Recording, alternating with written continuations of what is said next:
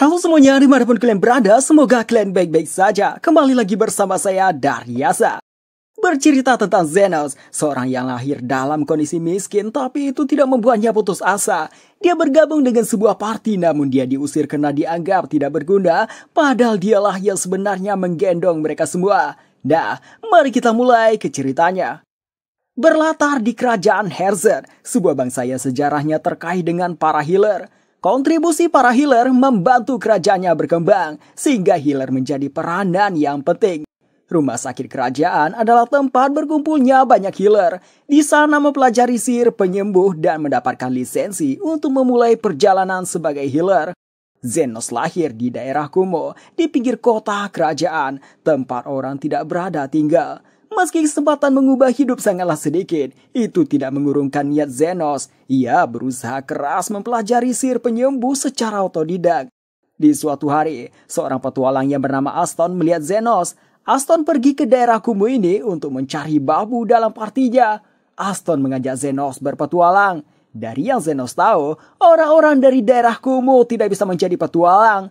Aston membenarkan itu, tapi dia katakan ada pengecualian kalau punya keterampilan dan ingin berpetualang. Aston menanyakan apa yang bisa Zenos lakukan. Zenos bilang dia bisa sedikit sihir penyembuh. Diam-diam Aston tertawa, soalnya tidak mungkin orang miskin mampu membayar pendidikan sebagai healer. Ya, karena Aston hanya mencari babu, jadi dia tidak peduli, tetap mengajak Zenos bergabung dalam partinya. Saat berpetualang dengan partinya Aston, Zenos diperlakukan dengan buruk. Meski begitu, Zenos tetap melakukan yang terbaik untuk berguna bagi mereka. Di suatu misi, Aston melawan serigala, lengan Aston terluka olehnya. Zenos langsung menyembuhkan lukanya, namun Aston tidak sadar. Setelah mengalahkan serigala itu, Aston dengan soknya menganggap monster itu tidak ada apa-apanya baginya, padahal tadi dia terluka olehnya. Malahan dia menganggap Zenos sangat tidak berguna, tidak membantu sama sekali. Aston merasa ini sudah waktunya.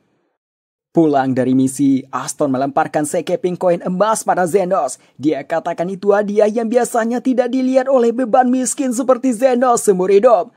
Zenos menanyakan maksud dari ini. Aston katakan, Zenos tidak ada melakukan apapun akhir-akhir ini. Jadi party ini tidak membutuhkan Zenos lagi.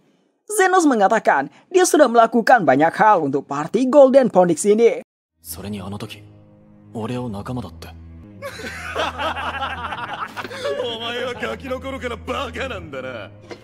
Aston tegaskan dia tidak peduli pada siapapun. Dia membawa asal bisa dibuang kapan saja. Aston kemudian melontarkan kata-kata pedas menyebut Zenos sebagai hewan ternak yang merasa seperti hewan buas hanya karena diberi makan. Aston mengungkapkan partinya sekarang adalah salah satu parti yang terkuat. Sekarang mau terlihat baik di depan bangsawan dan keluarga kerajaan. Tidak ingin mereka tahu parti ini ada orang yang berasal dari daerah Kumo. Tujuan dari pemberian uang pada Zenos adalah untuk membuat Zenos tutup mulut tentang pernah menjadi parti Golden Phoenix.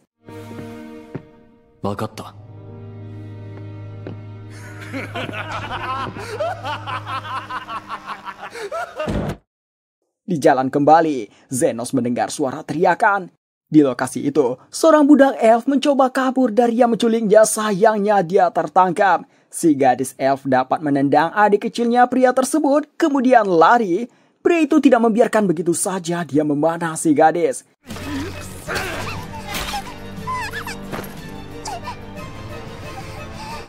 Dia mendekat kembali, mencengkram kerahnya. Si gadis melawan menggigit tangannya. Pria itu kesal membuatnya menyayat perut si gadis. Atasan si pria itu marah karena elf begitu langka. Zenos datang. Mereka memberitahu ini bukan urusan Zenos. Elf ini milik mereka. Melihat kondisinya yang semakin sekarat, Zenos memutuskan membelinya seharga 1 koin emas. Si cewek setuju, karena menurutnya si gadis elf sudah sekarat dan akan mati. Jika mati, tidak bernilai lagi.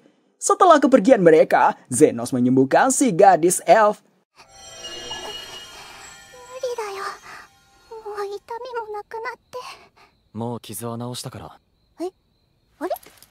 Si gadis pun heran melihat lukanya yang menghilang dan tidak merasakan sakit lagi. Dia menanyakan kenapa bisa begini. Dengan simpelnya, Zenos bilang dia seorang healer. Si gadis begitu terharu. Dia berterima kasih dengan air mata yang menetes. Si gadis elf ini namanya Lily. Dia sebenarnya ingin mengganti uang Zenos, namun saat ini dia tidak punya apa-apa. Zenos tidak mempermasalahkannya, lagian dia tidak suka uang yang diberikan Aston. Tiba-tiba perut Lily berbunyi. Saat ditanya tempat tinggal, Lily bilang tidak ada. Atas hal itu, Zenos membelikannya pakaian dan makanan.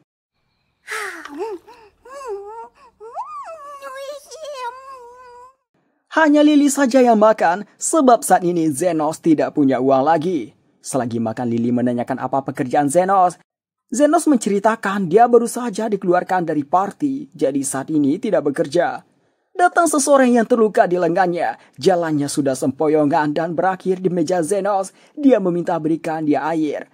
Melihat dari lukanya yang berlubang dan terdapat luka bakar yang besar, Zenos tahu itu kena pistol sihir. Zenos bilang padanya kalau itu akan sembuh dalam waktu singkat. Dia pun terkejut mendengarnya soalnya ini luka yang cukup parah.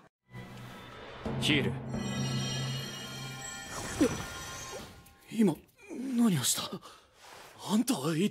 Lily mengatakan Zenos itu healer yang luar biasa. Pria ini belum pernah mendengar penyembuh mengagumkan bernama Zenos. Sebagai bentuk terima kasih, dia memberikan Zenos beberapa keping koin emas. Setelah itu dia pergi sambil bilang akan mengingat Zenos. Dari sana Zenos terdiam sesaat. Dia memikirkan layanan penyembuhan dapat dibayar juga. Maka dari itu, Zenos memutuskan akan membuat klinik penyembuhan. Tapi masalahnya, dia tidak bisa mendapatkan lisensi karena asalnya yang dari daerah kumuh sehingga tidak bisa menjalankan bisnis yang sah menurut peraturan kerajaan. Zenos tidak ambil pusing. Dia berencana bekerja dalam bayangan menjadi penyembuh underground, dengan kata lain membuka klinik ilegal. Lily memutuskan bekerja di klinik itu. Sebenarnya Zenos tidak mau melibatkan Lily dalam bahaya, tapi Lilynya bersikeras yang akhirnya Zenos menerimanya. Pergilah Zenos mencari tempat untuk kliniknya. Karena ilegal, dia mencari di kota yang sudah ditinggalkan. Di sana bangunannya tampak pada hancur. Ada satu yang masih layak huni. Dari luar terlihat menyeramkan. Lily sebenarnya takut akan hantu, tapi dia terpaksa ikut. Di dalamnya gelap, Lily menggunakan sihir penerang. Tidak berselang lama, muncul makhluk seperti hantu. Kakinya tidak tampak ke lantai. Selain itu tubuhnya transparan. Hantunya mencium aroma kehidupan dan ingin memakannya.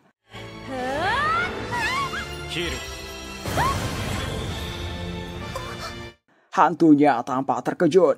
Zenos bisa mengatasi hantu sebab dia sudah bertarung dengan sekitar 100 lebih hantu. Waktu itu, Aston mengerjainya dengan mengirimnya ke sebuah dungeon. Di sana Zenos bertemu banyak undead. Dari melawan mereka, Zenos sadar undead takut dengan sihir penyembuhan. Lily terkejut, soalnya dari cerita yang dia dengar, kalau bertemu hantu akan menjadi hantu. Namun Zenos malah menghadapi lebih dari 100. Zenos mencoba menegosiasi dengan hantunya, bilang dia ingin bangunan ini dan tidak akan mengganggu si hantu. Si cewek hantu tidak terima, tangannya kembali utuh dan mencoba menyerang lagi, namun berhenti setelah melihat Zenos menggunakan heal lagi. Si hantu semakin kesal. Dia katakan dia ratu hantu Carmilla tidak pernah dibuat semara ini. Dia memanggil kawanan undead memerintahkan menyerang. Dalam sekejap, para undead itu menghilang oleh sihir heal Zenos. Hai, heal.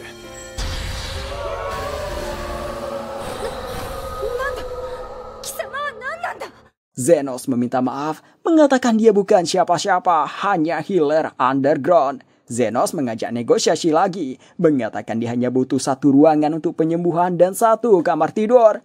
Carmilla yang takut terpaksa setuju, memberikan seluruh lantai 1 buat Zenos sementara dia akan menetap di lantai 2, habis itu dia pergi. Besoknya, klinik Zenos mulai beroperasi. Lily merasa bosan tidak ada kerjaan setelah bersih-bersih. Lily menawarkan diri akan mengiklankannya keluar agar ada pasien. Zenos meminta jangan khawatir. Zenos yakin pasiennya akan segera muncul. Tidak berselang lama muncul seseorang. Zenos no 治療院はここか。あ、本当に来た。こんにちは。Yang datang adalah orang yang Zenos sembuhkan kemarin malam. Nama orang ini adalah Zonde. Zenos sudah menduga dia akan datang sebab seseorang dengan luka tembak sihir bukanlah orang biasa dan orang seperti itu biasanya tak ingin mengunjungi rumah sakit biasa. Makanya Zenos tahu Zonde akan mencarinya.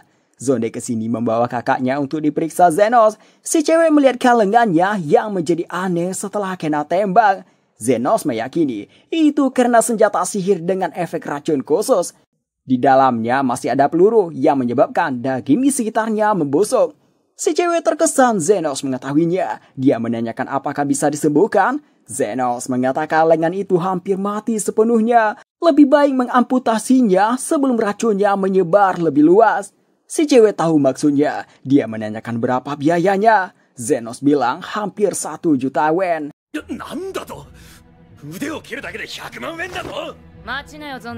Si cewek kemudian mengatakan Zenos memberikan harga begitu pasti karena tahu dirinya siapa, si Zofia si Tornado.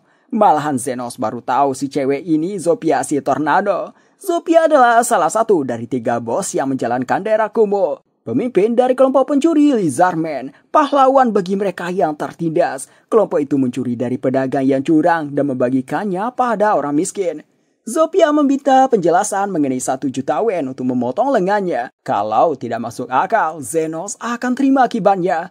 Zenos mengatakan siapa bilang potong lengan satu-satunya pilihan. Tidak ada gunanya baginya melakukan itu kalau dia tidak bisa menemukan yang baru. Lagian baginya menemukan lengan baru itu melelahkan. Lalu mengatakan dia tidak peduli siapa Zofia. Dia hanya ingin upah yang adil untuk pekerjaannya. Zenos berdiri, mengatakan tidak ada gratis lain kali. Zofia terheran mendengarnya, soalnya dia belum pernah mendengar ada healer yang bisa menumbuhkan kembali lengan yang potong. Zenos pun juga heran mendengar info dari Zofia, tapi dia anggap kalau dia tidak tahu standar seorang healer karena tidak mendapatkan pelatihan yang layak. Zenos memulai penyembuhan. Pertama, dia membuat pisau bedah yang terbuat dari mana. Ini sangat tajam dan juga steril. Zofia mengatakan dia tidak pernah melihat atau mendengar healer menggunakan hal seperti ini. Zenos mematikan rasa sakit di area yang terdampak seperti anestesi dengan sihir heal, lalu memotong lengannya. Masuk bagian yang sulit, Zenos memberikan sihir pertahanan untuk mengendalikan pendarahan sambil mengucapkan beberapa mantra penyembuhan agar memperkuat regenerasi area yang terluka berkali-kali lipat. Pertama menyembuhkan tulang, dilanjutkan dengan saraf, pembuluh darah, otot, dan terakhir kulit. Zofia sampai menganga di buahnya, dia sudah bisa menggunakan lengannya kembali. Zonde kemudian milik Carmilla di loteng menanyakan apa itu. Dengan santai Zenos bilang itu hantu teman serumahnya. Tentunya Zonde terkejut mendengarnya. Carmilla datang berharap Zenos gagal dan Zofia mati agar dia bisa mengambil kehidupan milik Zofia. Zofia memuji kemampuan Zenos, dia berterima kasih, mengabarkan dia akan mengirim orang-orang ke sini kalau terluka. Beberapa hari berlalu, Zenos sudah mendapatkan banyak pasien dari rekomendasi Zofia dan sekarang sudah hidup berdampingan dengan Carmilla. Lily menanyakan kenapa Lizardmen selalu terluka. Zenos mengatakan karena berkelahi dengan faksi lain. Di daerah Kumo ini ada 3 faksi besar, Lizardmen, Orc, dan Werewolf.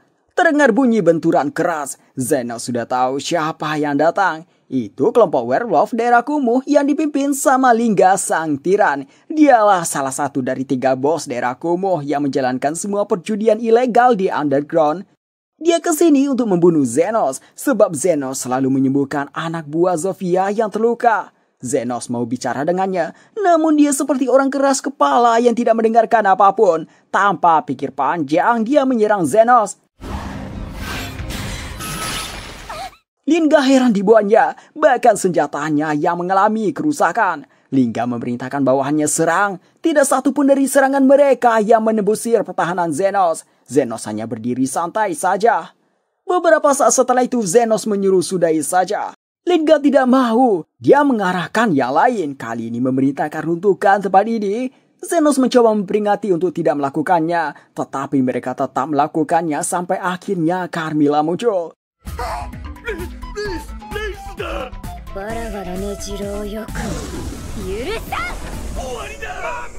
Beruntung Zenos memintanya berhenti. Zenos juga berterima kasih telah marah untuknya. Dengan sifat tsundere, Carmilla mengatakan bukan untuk Zenos, tapi karena ini rumahnya. Setelah itu Carmilla pergi. Melihat hantu itu mendengarkan Zenos, Lingga pun bersujud pada Zenos dan meminta maaf. Alasan kenapa Lingga begini? Pada dasarnya werewolf aktif pada malam hari. Secara naluri, mereka takut pada eksistensi yang lebih tinggi dari mereka seperti hantu dan vampir. Para bawahannya juga bersujud pada Zenos. Sudah sebulan sejak membuka klinik, satu or datang memberitahu Nona Loe ingin bicara. Saat ini dia tidak bisa bergerak. やっぱり来るか。何がやっぱりなの？リザードマン、ワーウルフと来れば次はオークってわけだ。 Loewe adalah salah satu bos daerah Kumo. Dia memiliki pengaruh besar dan punya banyak uang dari penggalian batu mana. Pergilah Zenos ke tempat Loewe yang berlokasi di sebuah tambang. Loewe memanggil Zenos berkat Zenos yang selalu menjadi perbincangan di daerah Kumo. Loewe mengatakan saat ini dia tidak bisa bergerak, menanyakan apakah Zenos tahu karena apa. Zenos tidak melihat satupun luka, jadi dia menggunakan scan, kemampuan untuk melihat isi dalam tubuh. Zenos menemukan benjolan di dalam perut Loewe yang ternyata itu batu mana. Loewe mendapatkan ini setelah memakan onigiri. Dari keterangannya, batu ini disihir untuk membuat ledakan yang besar. Zenos berjalan pergi sambil menyuruh biarkan saja, pada akhirnya akan keluar sendiri. Loewe mengatakan dia tidak punya waktu lagi sampai ini meledak sebab lapisan luarnya terpotong saat dia menggigitnya dan jika dia bergerak asal juga akan memicu terjadinya ledakan. Loewe meminta Zenos menyembuhkannya. Sebagai gantinya, dia akan menyumbangkan kekayaannya pada Zenos. Karena jika dirinya mati, sama saja menjadi akhir bagi para or di daerah Kumo. Loewe melemparkan sebuah kunci pada Zenos. Setelah itu Zenos memulai penyembuhan menggunakan pisau bedah lagi. じっとしてろよ。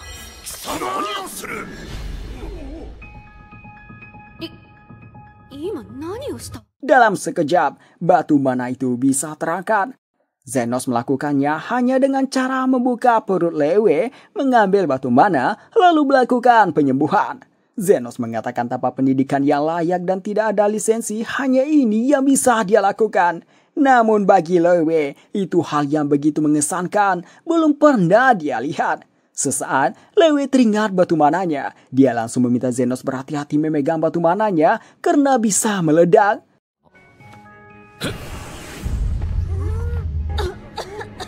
Zenos tidak terkena goresan sedikit pun. Dia melindungi tangannya dengan sihir pertahanan.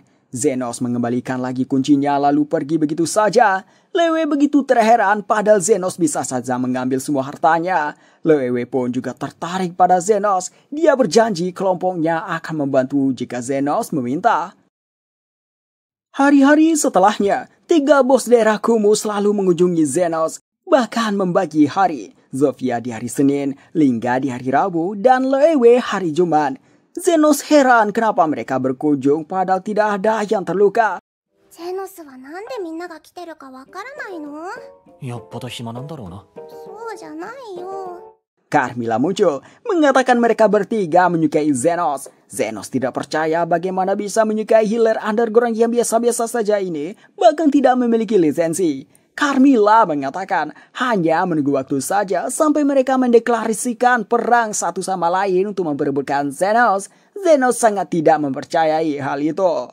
Di hari Senin, Zofia datang membawa buah-buahan sambil bilang dia berpikir untuk mendeklarasikan perang pada yang lain dan menanyakan bersediakah Zenos hidup dengan Lizardman. Di hari lainnya, Lingga juga memberitahu dia akan berperang dengan yang lain, meminta Zenos berada di sisi werewolf. Begitu juga dengan Loewe. ゼノスを取り合って戦争が起きる。 Tibalah hari 3 pasti besar daerah Kumo berperang. Sebelum mereka memulainya, Zenos datang. Zenos mengatakan dia datang bukan untuk menghentikan. Dia tahu satu sama lain punya dendam dari lama, jadi dia akan melihatnya sampai semuanya puas. Mereka seenaknya memutuskan siapa pemenangnya akan mendapatkan Zenos dan merebut kesucian Zenos. ゼノス、それ本当？そんな約束はしてないからな。 Perang dimulai. Sampai senja datang, perang masih berlanjut. Mereka pada heran kenapa pada terus bangkit lagi. Padahal satu dari mereka sudah mengalahkan banyak musuhnya. Ternyata luka mereka disembuhkan langsung sama Zenos. Mereka kagum lagi pada Zenos. Mereka belum pernah dengar ada healer yang dapat menyembuhkan banyak orang secara instan, apalagi dilakukan dalam waktu yang lama.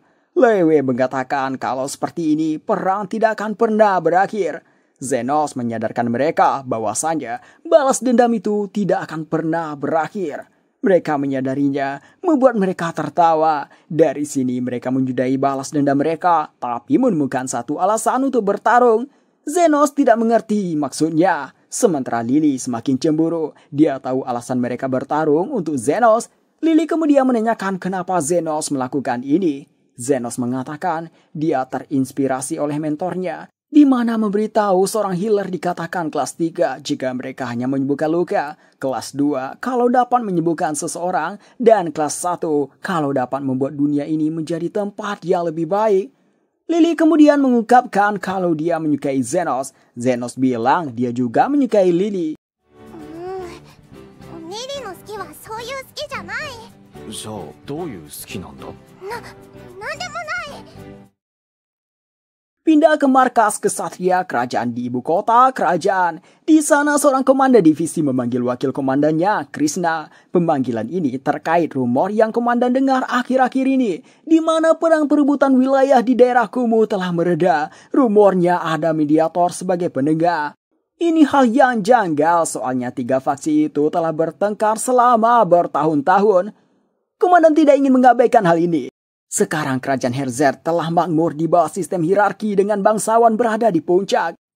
Kerajaan menjaga keseimbangan dengan cara membiarkan warga melampiaskan kekesalan mereka pada orang miskin, dan orang miskin melampiaskan rasa frustasi mereka dengan saling bertengkar, khususnya antar ras. Jika kelompok kalangan bawah itu bersatu, komandan meyakini itu akan menjadi ancaman bagi warga negara, kaum bangsawan, bahkan sampai penguasa. Maka dari itu komandan memerintahkan Krishna menangani masalah ini. Baginya ini masalah yang dapat mengancam kondisi kerajaan.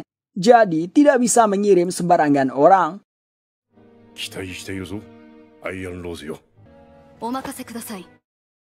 Setelah sekian lama, Zofia dan Zone mendapat luka berasal dari pertarungan melawan kesatria kerajaan kemarin ini saat melakukan pencurian. Zenos menanyakan apakah luka tembakan sebelumnya juga kesatria kerajaan yang melakukannya. Mereka berdua membenarkannya, memberitahu pelakunya adalah wakil komandan, seorang wanita gila yang dipanggil Iron Rose. Wanita gila itu menembak musuhnya dengan ekspresi kosong di wajahnya. Carmilla muncul, nalurinya mengatakan Iron Rose itu menaruh perhatian pada Zenos atas apa yang terjadi pada 3 bos faksi besar daerah Kumo. Krishna datang ke daerah kumuh. Dia terheran melihat semua orang akrab satu sama lain walau beda ras. Krishna menemui seorang lizardman, menanyakan kenapa orang berbeda ras bisa bergaul. Si lizardman tidak berniat memberikan informasi pada orang yang tidak dikenal. Dia pergi sambil bilang orang itu rendah hati. Krishna menodongkan pistolnya ke perut lizardman, menyuruh jawab pertanyaannya. Krishna menanyakan siapa yang membuat seperti ini. Meski begitu, si lizardman tetap tidak mau membuka mulut. Tiba-tiba, si lizardman melihat bosnya dan langsung memanggilnya. Krishna heran kenapa lengan Zofia dan bawahannya tidak kenapa-napa. Seharusnya terluka dan tidak ada harapan buat sembuh. Krishna terlalu jauh berlari sampai membuatnya tersesat. Dia terus berjalan hingga menemukan rumah Zenos. Krishna masuk ke sana, mengatakan dia ingin mencari petunjuk jalan. Dia dari daerah kumuh namun tersesat sampai di kota yang ditinggalkan ini. Lily muncul membawa minuman. Melihat ada seorang elf bersama manusia, Krishna mengira Zenos penculik. Dia pun langsung menembak Zenos.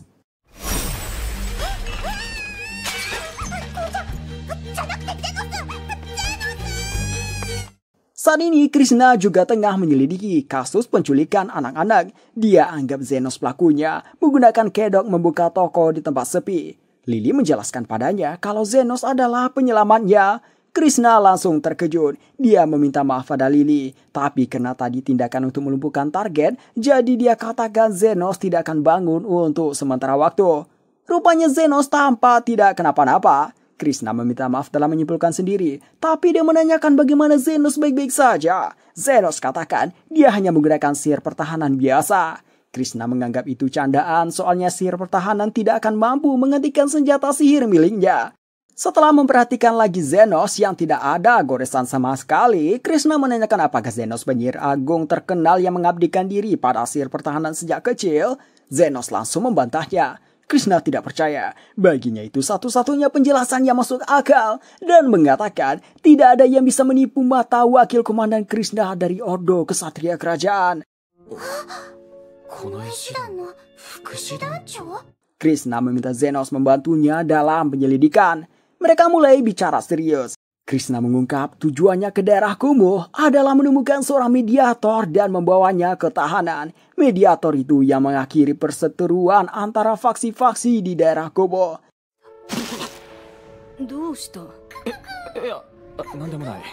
Krishna menceritakan dia sudah mencoba mencari informasinya dari demi-human, tapi tidak dapat meski sudah mengancamnya. Maka dari itu dianggap mediator tersebut adalah ahli mengendalikan seseorang dan perbuatan tersebut menandai orang itu sebagai pengikut iblis.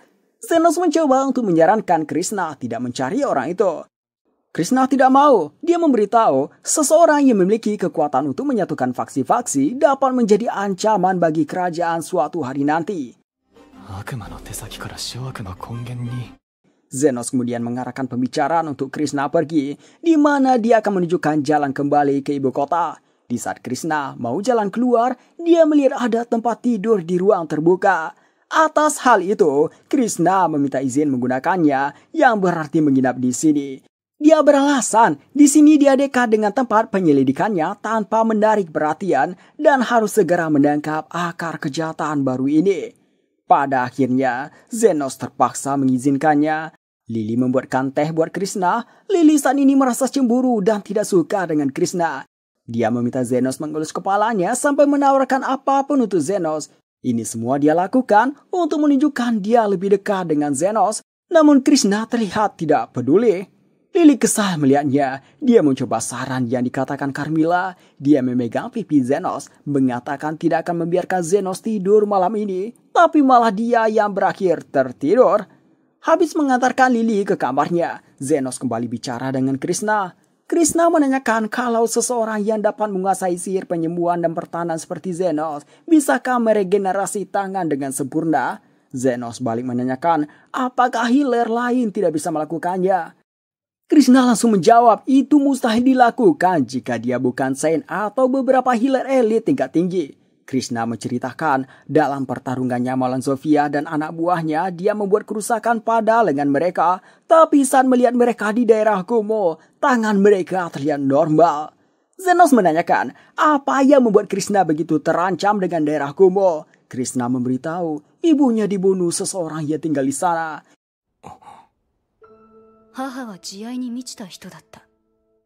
Ibunya orang yang baik hati. Setiap hari mengunjungi daerah kumuh untuk memberikan makan pada yang kelaparan. Namun suatu hari dia kembali dalam keadaan tidak bernyawa.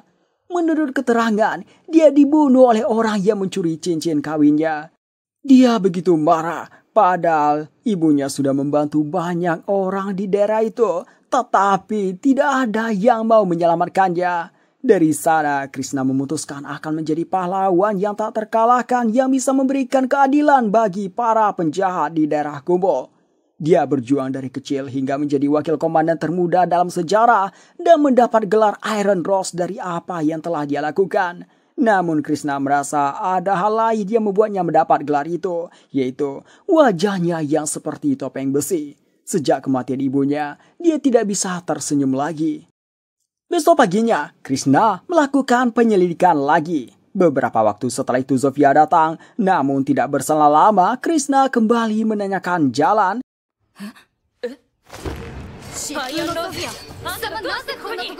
Zofia dan Krishna langsung bersiap bertarung sambil menanyakan kenapa di sini. Zenos tidak tahu apa yang harus dia lakukan. Lily membuat alasan kalau Zofia juga tersesat. Krishna mengatakan dia yakin mediator yang menyembuhkan lengan Zofia dan mediator tersebut mengumpulkan semua kriminal daerah kumuh untuk mengancam penghuni daerah kumuh. Zofia mengejek pernyataan Krishna. Dia katakan bukankah Krishna bisa menemukan penjahat di semua lapisan masyarakat. Zofia memberitahu perdagangan anak yang sedang kesatria kerajaan selidiki. Pelakunya adalah bangsawan namanya Kalendor. Krishna tidak percaya, soalnya lingkaran perdagangan anak berpusat di daerah Kumo, apalagi pelakunya Kalendor. Dari yang Krishna tahu, Kalendor adalah seorang dermawan yang sangat peduli dengan pendidikan anak yatim piatu. Zofia mengatakan cara Krishna melihat dari permukaan itulah yang membuat Krishna mudah dikelabui, sehingga meyakini semua sumber kejahatan berasal dari daerah Kumo. Berbeda dengan mediator, dia tidak pernah menghakimi siapapun karena status. Yang dia lakukan hanyalah menyelamatkan orang-orang yang membutuhkannya. Bahkan dia juga akan menyelamatkan hidup Krishna jika Krishna terluka walau itu tidak gratis. Terakhir, Zofia mengatakan ide Krishna tentang keadilan hanyalah sebuah lelucon. Krishna marah mendengarnya, dia ingin menembak. Zenos menghalangi, tidak mau pergi meski disuruh. Zenos mengatakan Zofia adalah pasiennya. Lalu meminta maaf, tidak memberitahu lebih cepat kalau dia adalah sang mediator yang dimaksud.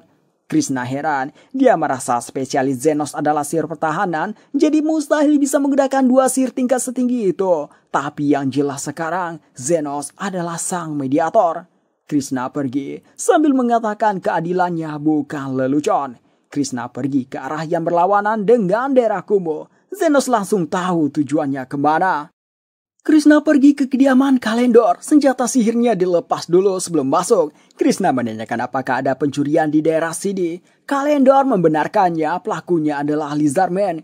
Krishna mengatakan saat ini kesatria kerajaan meningkatkan keamanan lokal untuk mengatasinya. Oleh karena itu meminta izin mencek keamanan kediaman ini. Kalendor mengizinkannya. Dibawalah Krishna keliling kediaman. Setelah melakukannya, Krishna menganggap keamanannya sangat baik. Tapi dia merasa aneh, kediaman ini terlalu banyak pasukan penjaganya buat bangsawan sekelas Kalendor. Krishna izin ke kamar kecil. Dia menaruh kecurigaan pada Kalendor yang tidak menunjukkan soal pendistribusian. Di saat berjalan sendiri, dia melihat dari jendela ada sumur. Pergilah dia ke sumur tersebut dan masuk ke dalamnya. Dan di sana dia terkejut menemukan anak-anak yang dikurung dalam sel dengan mata yang ditutup kain. Saat bicara dengan salah satunya, dia diserang dari belakang. Kalendor yang melakukannya menggunakan senjata sihir milik Krishna. Kalendor kesal seorang kesatria berani mengganggu bisnis bangsawan. Dia menembak lagi Krishna. Krishna melemah, dia berpikir dirinya akan berakhir. Dalam hatinya, dia meminta maaf pada anak-anak yang dikurung dan ibunya karena tidak bisa menjadi pahlawan sejati yang menegakkan keadilan. Kalendor menodongkan lagi pistolnya, mau mengakhiri Krishna. Tiba-tiba Zofia muncul, diikuti dengan Zenos. Kalendor tahu ini Lizardman yang mencuri di kediamannya. Yang satu lagi dia anggap dari daerah Kumo. Tanpa pikir panjang, dia menembak Zenos.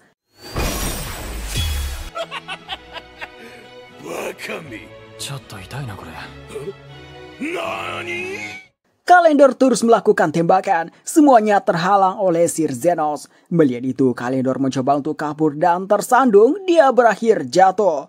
Zenos mengambil pistol sihir, menodongkan ke Kalendor. Kalendor masih bersikap angkuh. Dia memarahi Zenos yang dia anggap orang rendahan, berani menodongkan pistol ke seorang bangsawan. Namun setelah melihat Zenos yang serius, Kalendor akhirnya meminta maaf. Zenos mengatakan tidak tepat meminta maaf pada dirinya.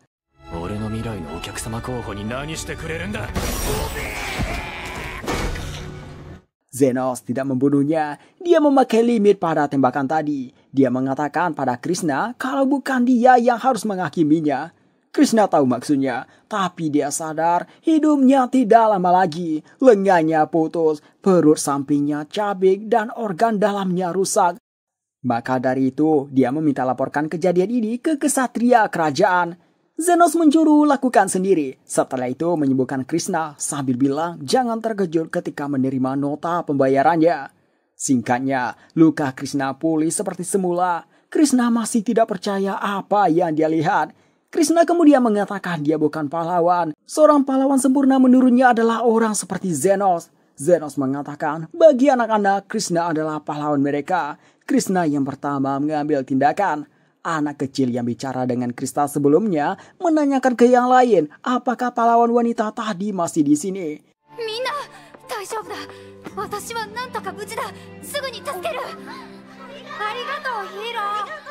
Krishna sadar perasaan ibunya dan yakin ibunya pasti juga dianggap pahlawan bagi orang yang dia bantu dan juga pahlawan bagi dirinya. Para lizardmen membantu anak-anak keluar. Setelah itu, Zenos dan yang lain pergi. Krishna mengejar Zenos, menanyakan kenapa menyelamatkannya. Zenos mengatakan tagihan menginap di kliniknya belum dibayar, juga mengingatkan biaya pengobatan tadi.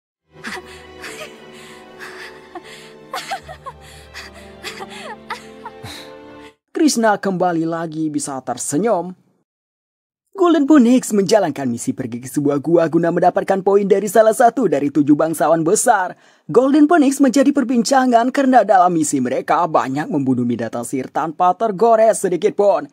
Mereka sudah pede akan bisa menyelesaikan misi dengan cepat. Di dalam guanya mereka menemukan target mereka, monster rank B+ Amber Fox. Bangsawan bernama Fidel menyuruh mereka membawa kulit monsternya untuk dijadikan sial buat ulang tahun anaknya. Aston memerintahkan orang yang bernama Guile menyiapkan sihir pertahanan untuknya. Guile merapalkan mantra yang panjang untuk membuatnya. Setelah selesai, Aston langsung menyerang.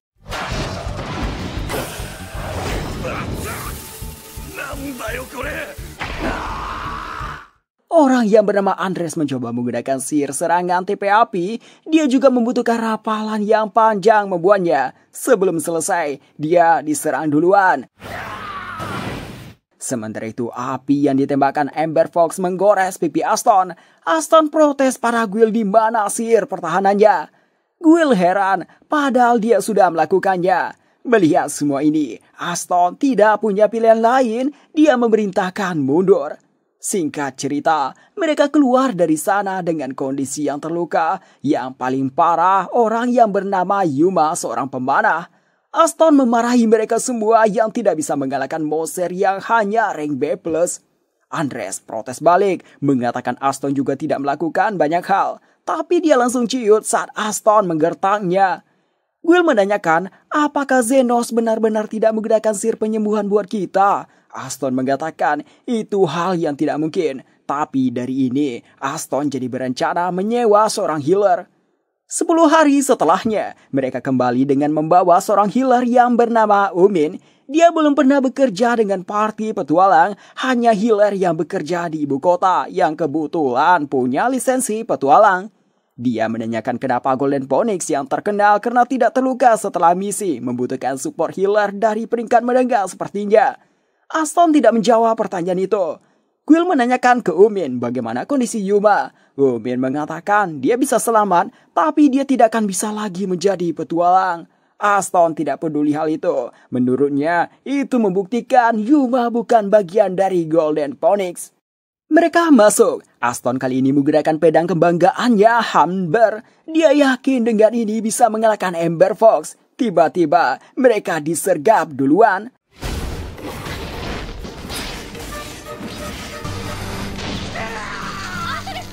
Aston memang bisa menghindari setiap serangan mereka, tetapi dia tidak bisa menebas mereka, membuatnya jadi bertanya-tanya kenapa, bahkan tubuhnya terasa lembas. Umin teriak ke Aston, mengatakan Andres akan berada dalam bahaya jika tidak ditangani dengan tepat. Di sisi Aston masih bertanya-tanya, kenapa jadi seperti ini?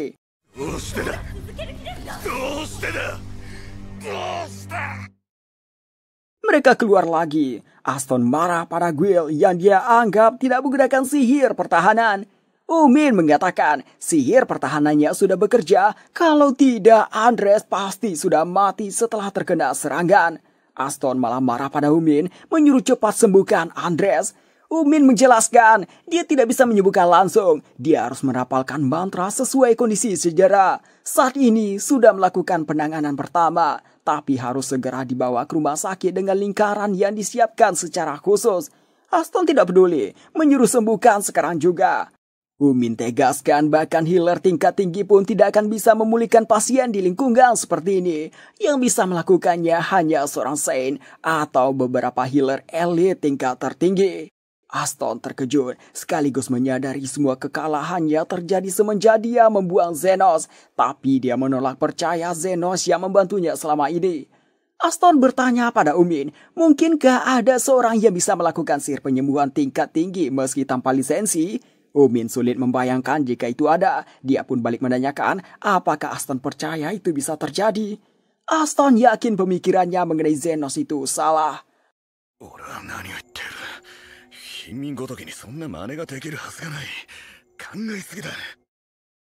Atas kegagalannya itu, Fennel mengirim surat isinya memberitahu kalau dia salah percaya pada Aston, menyuruh Aston jangan berani menunjukkan wajah padanya lagi.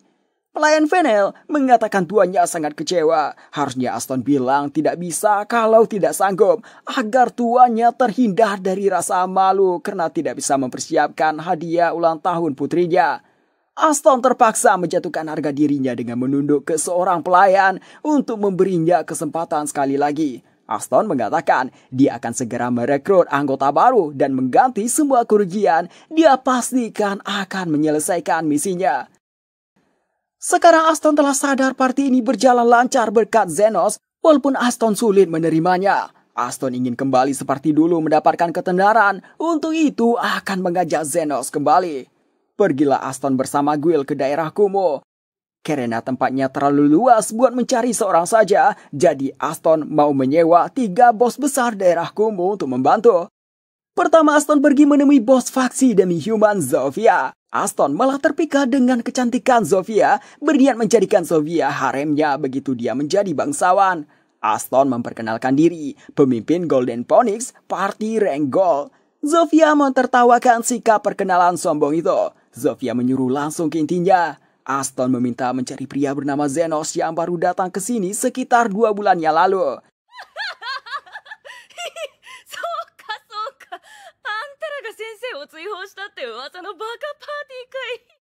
Tidak hanya itu, Zofia juga mengatakan Aston memang terlihat bodoh.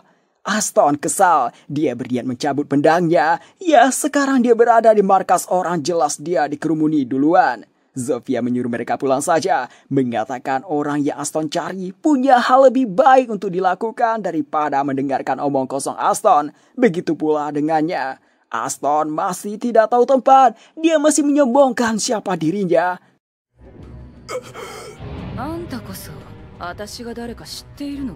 Aston akhirnya menurut.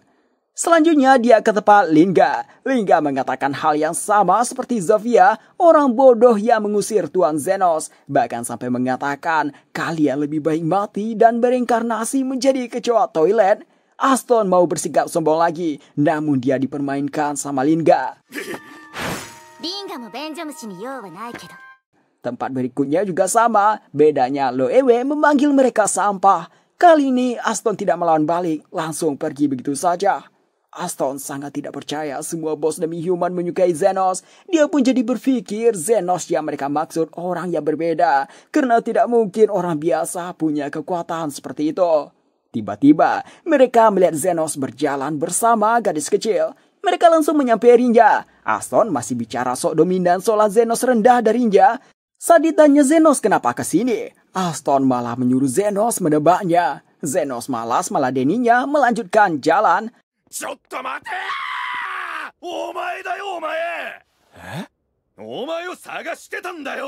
Aston mengucapkan selamat. Dia mengizinkan Zenos kembali bergabung dengan Golden Phoenix. Zenos langsung menolak mentah-mentah. Aston sangat terkejut. Tidak percaya orang yang dia rendahkan menolaknya. Dia pun menanyakan alasannya. Zenos dengan tegas mengatakan perlakuan Aston yang tidak masuk akal padanya dan bekerja hampir tidak ada bayaran, jadi tidak ada untungnya baginya kembali. Aston bersikeras mengajak dan dengan pedenya ngomong ini kesempatan yang dirinya tawarkan. Bosan dengar ocehan Aston, Zenos menjawab dia akan ikut kalau ada waktu luang, tapi menekankan untuk membayarnya dengan benar 50.000 yen untuk sekali penyembuhan, 1 juta yen untuk cedera serius, dan 3 kali lipat dari biaya itu jika membutuhkan sir pertahanan dan buff. Aston kesal mendengarnya, dia katakan Zenos sok padahal tempat tinggal saja tidak punya. Seorang lizardman menyapa Zenos. Setelah itu beberapa demi-human lain juga mengerumuni Zenos, bicara dengan nada sopan dan berterima kasih pada Zenos. Zenos,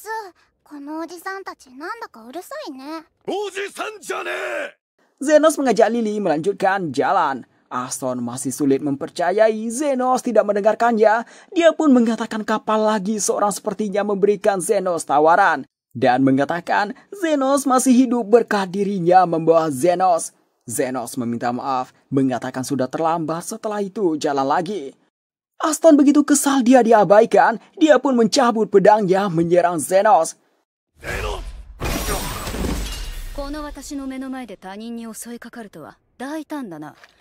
Krishna setelah itu bicara dengan Zenos. Melihat seorang wakil komandan termuda bicara begitu ramah dengan Zenos membuat Aston tampak kesal. Namun di sisi lain, dia jadi bertanya-tanya siapa Zenos sebenarnya. Krishna menyuruh Aston ikut dengannya ke kantor polisi atas percobaan penyerangan. Aston tidak mau, dia pun lari kabur. 3 bos demi human mengunjungi Zenos menceritakan mengenai orang yang mencari Zenos. Mereka menyuruh bawahannya untuk mengikutinya tapi kehilangan jejak. Zofia khawatir jika mereka pergi lebih dalam di daerah kumuh akan sampai ke Dark Guild. Dark Guild adalah guild yang menangani misi-misi ilegal seperti balas dendam, pembunuhan, obat terlarang, dan lain-lain. Mereka tidak mengikuti aturan. Mereka akan melakukan apa saja jika harganya sesuai dengan kata lain harga yang sangat tinggi. Namun rupanya ada seseorang yang akan mengambil pekerjaan dalam kondisi tertentu bahkan tanpa bayaran. Orang itu disebut pemandu. Malam harinya, Zenos tidak bisa tidur. Dia memikirkan beberapa hal sebelum berjumpa Aston. Carmilla menemaninya mengobrol, menanyakan bagaimana Zenos belajar sihir di daerah kumuh ini. Zenos menceritakan, saat kecil dia merasa kasihan pada orang yang dibunuh. Terlintas dalam pikirannya untuk membawa mereka kembali hidup. Dia mencoba melakukannya hari demi hari, menyusun struktur tubuh dari awal. Ketika keberhasilan hampir mendekat, seseorang menggetok kepalanya, menyuruhnya jangan gunakan kekuatan itu untuk orang yang sudah mati. Orang itulah yang menjadi mentornya, memberitahunya banyak hal. Carmilla mengatakan yang Zenos coba lakukan adalah sihir terlarang. Carmilla menceritakan 300 tahun yang lalu saat terjadi perang antara manusia dan iblis, ada sihir yang mirip seperti itu. Sihir membuat kehidupan buatan, sihir untuk menciptakan golem yang tidak merasakan sakit ataupun takut, membuat sihir itu begitu mengerikan. Ketika mereka mau mengakhiri pembicaraan, tiba-tiba terjadi goncangan. Carmilla mencek keluar dan terkejut. Daerah kumuh setengahnya terbakar dan di sana terlihat golem. Beberapa waktu sebelumnya, Aston pergi ke tempat Dark Guild. Namun karena dia tidak punya cukup uang, Dark Guild mengarahkan Aston ke si pemandu. Sampai di sana, Aston mengatakan dia ingin balas dendam. Lebih tepatnya ingin melampiaskan rasa frustasinya padanya. Si pemandu tersenyum mendengarnya. Dia suka dengan hal seperti itu. Dia memberikan Aston sebuah batu yang akhir-akhir ini dia kerjakan. Sekaligus dia ingin menguji batu itu.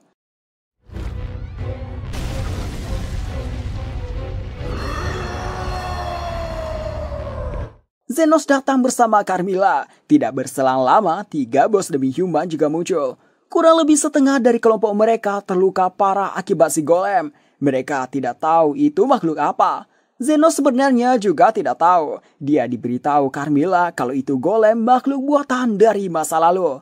Zenos meminta 3 bos demi human mengumpulkan yang terluka di satu tempat. Setelah mengumpulkan yang terluka, Zenos meminta Carmilla sedikit menjauh lalu melakukan penyembuhan skala besar. Habis itu Zenos menyuruh mereka pergi mengungsi. Sang pemandu memperhatikan dari jauh. Dia kenal sama Zenos, kagum dengan kemampuan Zenos yang melebihi harapannya. Sekarang dia penasaran apa yang akan Zenos lakukan karena percuma saja terus menyembuhkan yang terluka tanpa menangani golemnya. Di tempatnya Zenos, semua yang terluka sudah dia sembuhkan dan tidak ada yang meninggal. Zenos berharap si golem yang terus berbuat kekacauan ini bosan lalu pulang sendirinya.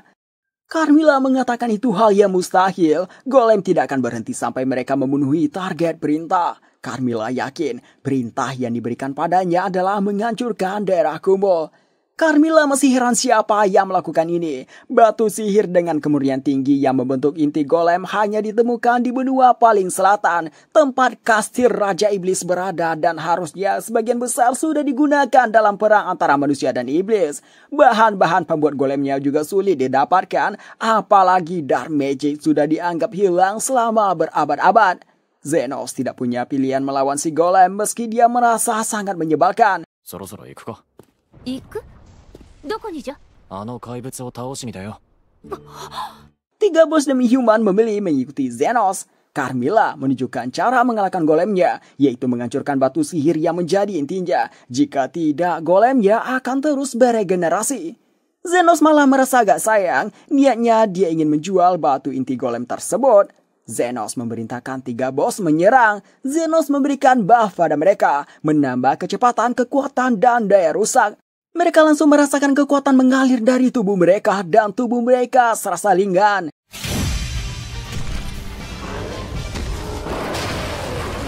Golemnya dibuat jatuh, namun kakinya beregenerasi kembali. Di saat Lingga tercengang melihatnya, dia diserang. Berkat buff dan penyembuhan dari Zenos, Lingga jadi baik-baik saja. Zenos harus menjaga agar tidak terlalu jauh dari mereka, agar efek sihirnya bekerja dengan maksimal. Zenos terus melakukan penyembuhan, pertahanan, dan peningkatan kemampuan selagi mereka bertarung. Hanya cukup sebentar saja, Zenos menyadari si golem membutuhkan waktu untuk melakukan regenerasi. Zenos memerintahkan mereka bertiga memotong kedua kakinya bersamaan. Golem pun terjatuh. Rupanya di tempat jatuhnya masih ada anak kecil yang belum mengungsi. Entah kenapa, si golem menahan jatuh tangannya agar tidak menimpa anak kecil. Carmilla heran dibuatnya. Harusnya golem hanya dapat mengeksekusi perintah simpel yang dia lakukan barusan seperti tindakannya sendiri. Yang lebih aneh, golemnya tambah ganas begitu mulai melawan Zenos. Zenos melakukan pemeriksaan dan dia terkejut. Zenos menanyakan apakah ada pilihan lain membuat golem jika menggunakan batu sihir yang belum sempurna. Carmilla langsung terkejut, sadar maksud perkataan Zenos. Zenos menemukan batu sihir itu ada di dada kiri golem dan di sana Aston berada. Si pemandu masih memperhatikan dari jauh. Dia telah sadar Zenos telah mengetahui Aston di dalam. Si pemandu menemukan celah dari batu sihir yang belum sempurna untuk membuat kehidupan buatan, yaitu dengan menggabungkan dengan manusia yang masih hidup, sehingga terbuat jenis inti yang baru. Sebenarnya manusia sulit dikendalikan karena memiliki emosi yang kompleks, tapi kasus Aston berbeda. Aston tergolong manusia bodoh dengan perasaan negatif yang kuat. Si pemandu begitu senang, tidak sabar menunggu apa yang Zenos lakukan. Apakah mau menghancurkan orang yang membawanya keluar dari daerah kumuh atau membuat skenario yang lain? Zenos meminta tiga bos demi human pergi dari sini. Awalnya mereka bertiga menolak. Bagaimana mungkin seorang healer berada di garis depan sendirian? Zenos mengatakan hanya dia satu-satunya yang bisa menyelesaikan masalah ini. Mendengar itu, mereka pun menurut. Golem Aston bangkit kembali. Zenos tahu kenapa Aston tadi menyelamatkan bocil dan sangat terobsesi dengan uang serta kekuasaan. Will pernah cerita padanya bahwa adiknya Aston meninggal karena tidak mampu membeli obat. Juga alasan kenapa Aston marah padanya karena tidak suka melihat anak anjing yang dia pungut menemukan tempat kembali setelah dibuang. Aston mencoba menggeprek Zenos. Zenos bisa menghindari itu. Zenos membuat pisau bedah, mengubahnya jadi bentuk pedang dan memotong kedua lengan Aston. Habis itu bagian dada.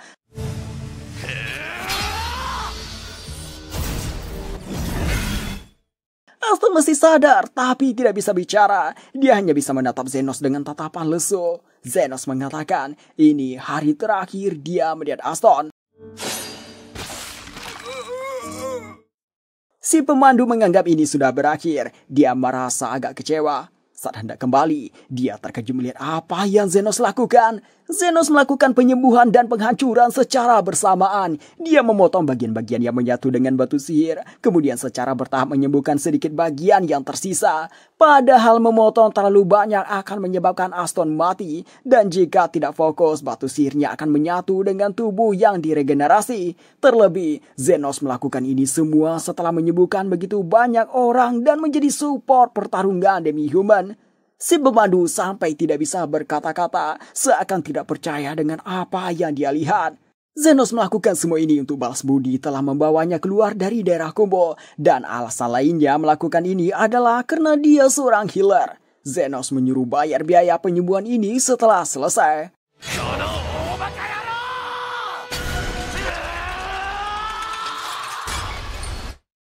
Aston akhirnya terpisah terlepas dari batu sihir. Semuanya dihancurkan sama Zenos. Aston sekarang mengerti betapa menakjubkannya Zenos. Aston juga sadar tentang hidup. Selama ini dia memanfaatkan orang-orang yang akhirnya dialah yang dimanfaatkan. Aston bersujud melakukan permintaan maaf dengan sepenuh hati.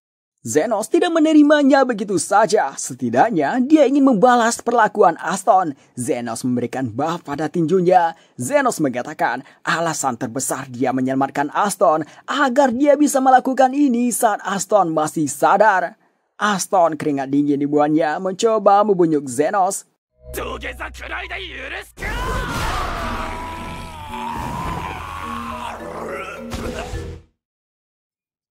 Bangun dari pingsan, sudah ada Krishna di dekatnya. Aston ditahan atas segala kejahatan yang dia lakukan. Aston merasa dia telah kehilangan segalanya. Krishna menyampaikan pesan Zenos sambil memberikan 1 koin emas. Itu uang pasonganmu, aku tidak ingin berurusan lagi denganmu. Aston jadi terharu sampai meneteskan air mata. Tadaima, minna. 一緒に紅茶飲もう